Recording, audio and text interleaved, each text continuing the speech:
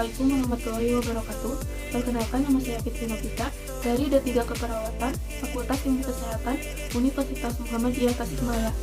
Di sini saya akan mendemonstrasikan pemeriksaan GCS pada pasien cedera kepala. Sebelum ke tindakan, saya akan membacakan kasusnya terlebih dahulu. Seorang laki-laki berusia 20 tahun dirawat di ruang penyakit syaraf akibat cedera kepala. Pada saat dilakukan pemeriksaan, terdapat penurunan kesadaran, yaitu muntah positif dan rakun A positif. Pasien terlihat tidur, namun membuka mata saat diberi rangsangan dengan suara keras, melakukan gerak menarik dari sumber rangsangan, dan suaranya tidak mengandung arti.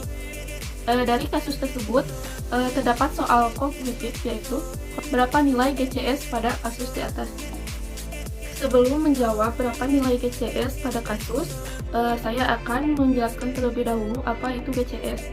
Glasgow Coma Scale atau GCS adalah suatu skala neurologik yang dipakai untuk menilai secara objektif derajat kesadaran seseorang.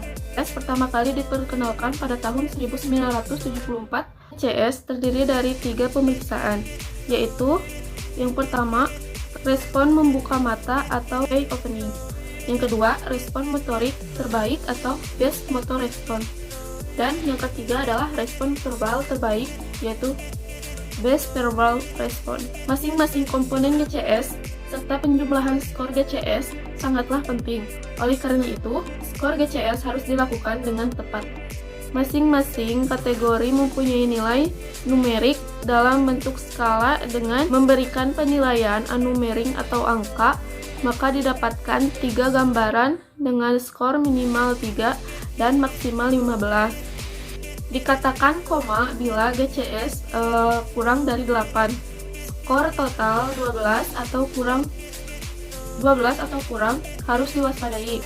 Penurunan skor motorik 1 atau penurunan secara keseluruhan sebesar 2 adalah keadaan yang signifikan dan harus diwaspadai. Lalu selanjutnya saya akan menjelaskan standar operasional prosedur pengukuran GCS, yaitu item penilaiannya.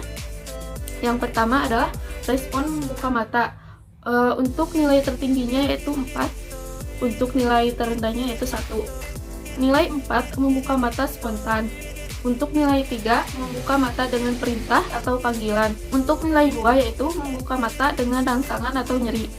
Yang untuk nilai 1 tidak membuka mata waktu dirangsang nyeri atau tidak ada reaksi. Lalu selanjutnya adalah respon motorik. Untuk nilai tertingginya yaitu 6 dan untuk nilai terendahnya adalah 1. Untuk nilai 6 mampu mengikuti perintah. Untuk nilai 5 bereaksi menyingkirkan rangsangan. Untuk nilai 4 mampu melokalisir rangsangan nyeri. Untuk nilai 3 reaksi depresi atau fleksi pada pergelangan tangan atau jari, fleksi pada tungkai atau abduksi lengan atas. Untuk nilai 2 yaitu reaksi deserebrasi, ekstensi lengan bila dirangsang nyeri. Nilai 1 tidak ada reaksi. Lalu selanjutnya adalah respon verbal atau bicara. Untuk nilai tertingginya yaitu 5 dan untuk nilai terendahnya adalah 1. Untuk nilai 5 berbicara adekuat atau orientasi baik. Untuk nilai 4 disorientasi atau tampak bingung. Untuk nilai 3 bicara dengan kata-kata jelas tapi kacau. Untuk nilai 2 yaitu bergumam, merintih, tidak dimengerti makna katanya. Untuk nilai 1 yaitu tidak bersuara walaupun diberi rangsangan nyeri. Nilai GCS pada kasus untuk nilai E-nya membuka mata saat diberi rangsangan dengan suara keras, yaitu skornya 3. Lalu untuk motoriknya melakukan gerak menarik dari sumber rangsangan, yaitu nilainya 4. Lalu untuk verbalnya yaitu suara tidak mengandung arti dengan skor 2, E3, E2, dan M4. Dan nilainya dan total nilainya yaitu 9. Dari kasus tersebut dapatkan masalah keperawatan, yaitu gangguan perfusi jaringan serebral karena penurunan kesadaran, ditandai dengan data subjektif yaitu muntah positif, dan data objektif rakun A atau hitam di bawah mata. Masalah keperawatan sesuai dalam buku SDKI Tujuan dan kriteria hasil perkusi cerebral. Tujuannya, setelah dilakukan tindakan keperawatan 1 kali 8 jam, diharapkan tidak terjadi resiko perkusi cerebral tidak efektif. Dengan kriteria hasil yaitu tekanan intrakranial tekanan intrakranial menurun dengan skor 5. 2. Sakit kepala menurun dengan skor 5. Lalu yang ketiga, gelisah menurun dengan skor 5. Yang keempat, kecemasan menurun dengan skor 5. 5 yaitu agitasi menurun dengan skor 5. Cedera kepala pada kasus tersebut, berdasarkan nilai GCS, cedera kepala dibagi menjadi 3. Yang pertama yaitu cedera kepala ringan. Cedera kepala ringan dengan nilai GCS 14-15. Yang kedua, cedera kepala sedang dengan nilai GCS 9-13, dan cedera kepala berat dengan nilai GCS 3-8. Kategori cedera pada kasus tersebut yaitu cedera kepala sedang dengan nilai GCS 9. Yang selanjutnya, pertanyaan nomor 4. Apakah tindakan pertama yang dilakukan gangguan perfusi jaringan cerebral beresiko mengalami penurunan sirkulasi darah ke otak? Maka tindakan pertama yang dilakukan setelah mengukur nilai GCS yaitu melakukan tindakan head up 30 derajat. Posisi head up 30 derajat merupakan posisi untuk menaikkan kepala dari tempat tidur dengan sudut sekitar 30 derajat dan posisi tubuh dalam keadaan sejajar. Sisi head up 30 derajat ini merupakan cara memposisikan kepala seseorang lebih tinggi sekitar 30 derajat dari tempat tidur dengan posisi tubuh sejajar dan kaki lurus atau tidak menekuk. Posisi head up 30 derajat bertujuan untuk menurunkan tekanan intrakranial pada pasien cedera kepala. Selain itu, posisi tersebut juga dapat meningkatkan oksigen ke otak. Posisi head up 30 derajat untuk prosedur kerja pengaturan posisi head up 30 derajat adalah sebagai berikut. Yang pertama, meletakkan posisi pasien dalam keadaan terlentang atau posisi kepala lebih tinggi dan tubuh dalam keadaan datar. Yang ketiga, kaki dalam keadaan lurus dan tidak fleksi. Yang keempat, mengatur ketinggian tempat tidur bagian atas setinggi 30 derajat. Hal-hal yang perlu diperhatikan dalam pengaturan posisi head up 30 derajat adalah fleksi, ekstensi, dan rotasi kepala akan menghambat venus retun sehingga akan meningkatkan tekanan perfusi cerebral yang akan berpengaruh pada peningkatan TIK. Baik, di sini saya akan mendemonstrasikan bagaimana pengukuran GCS. Untuk prosedur pelaksanaannya dibagi menjadi 3, yaitu respon membuka mata dari nilai tertinggi 4 dan nilai terendah 1.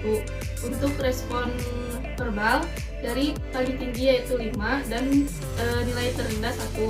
Dan untuk respon motorik dari nilai tertinggi 6 dan terendah 1. Untuk pemeriksaan pertama yaitu respon membuka mata. Sebelum melakukan tindakan, kita mencuci tangan terlebih dahulu secara 6 langkah, yaitu caranya dengan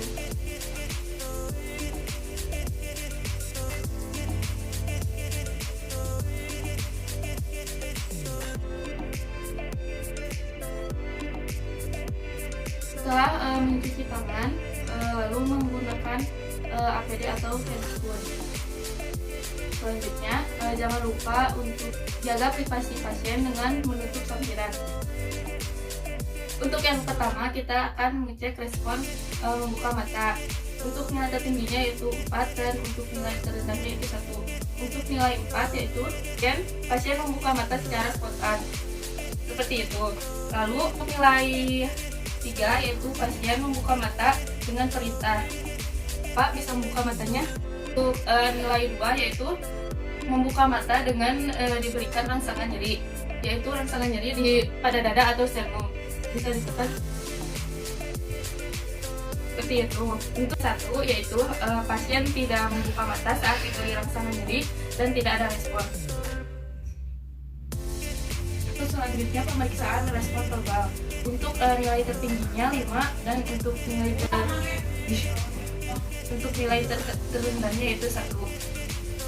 Untuk nilai 5 yaitu pasien menjawab dengan benar ketika ditanya. Bapak, Ya, Bapak tadi kenapa? kecelakaan motor Bapak sekarang tahu ada di mana? di rumah. Untuk nilai 4 yaitu berbicara tapi tanpa kemudian. Bapak namanya siapa? Ya, Bapak tadi kenapa? kecelakaan motor. Untuk nilai 3 yaitu pasien menjawab tapi tidak ada arti. Bapak sekarang di mana? Saya sekarang di mana ini saya? Untuk nilai 2, pasien hanya bisa bergumam, merintih, dan tidak dimengerti maka katanya.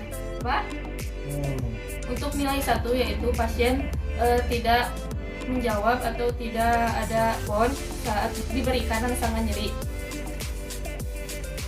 Itu. Selanjutnya adalah respon motorik. Untuk respon motorik, nilai tertingginya yaitu 6 dan nilai terendahnya yaitu 1. Nilai 6 yaitu pasien mampu mengikuti perintah. Bapak bisa mengangkat tangannya? Kakinya Pak bisa diangkat? Untuk nilai respon 5 yaitu pasien bereaksi menyingkirkan dari rangsangan nyeri. Contohnya seperti ini, menekan ibu jari dan seperti itu. Untuk nilai 4, pasien mampu melokalisir rasa nyeri. Untuk nilai 2 yaitu reaksi deserebrasi ekstensi bila dirangsang nyeri. Lalu selanjutnya yang terakhir yaitu nilai 1, pasien tidak ada respon ketika diberi rangsangan nyeri. Setelah memeriksa pasien, jangan lupa untuk membereskan kembali alat-alatnya, lalu dokumentasikan hasil kerja pasien seperti semula.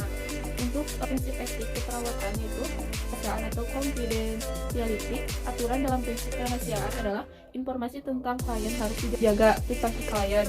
Segala sesuatu yang terdapat dalam dokumen catatan kesehatan klien hanya boleh dibaca dalam rangka mengobati klien. Tidak ada seorang pun dapat memperoleh informasi tersebut kecuali jika diizinkan oleh klien dengan bukti persetujuan. Selanjutnya, berbuat baik atau beneficent. Beneficence berarti hanya melakukan sesuatu yang baik, kebaikan, memerlukan pencegahan dari kesalahan atau kejahatan, penghapusan kesalahan atau kejahatan, dan peningkatan kebaikan oleh diri orang lain. Terkadang dalam situasi pelayanan kesehatan terjadi konflik antara prinsip ini dengan otonomi. Yang selanjutnya adalah tidak merugikan atau non-maleficence.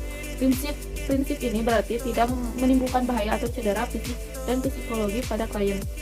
Sekian video dari saya, kurang lebihnya mohon dimaafkan karena saya masih dalam proses belajar. Terima kasih atas perhatiannya. Assalamualaikum warahmatullahi wabarakatuh.